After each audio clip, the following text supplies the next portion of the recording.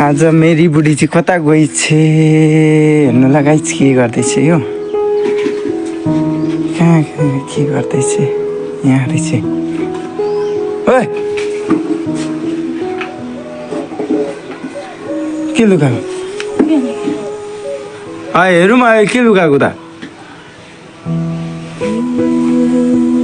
के हो त किन फुटाएको त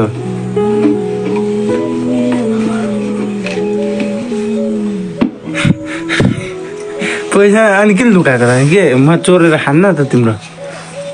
कति रह निकाल लु अलिकति छ झिका न झिका केही भन्दिनँ म झिका केही भन्दिनँ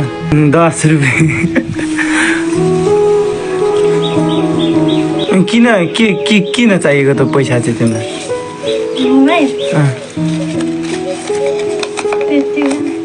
किन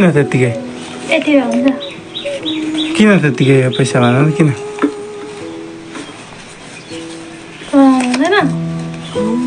भन न पहिला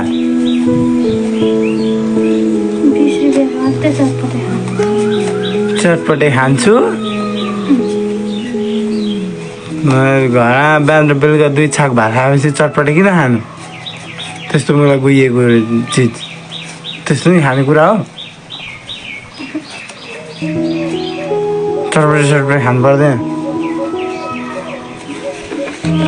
खाऊ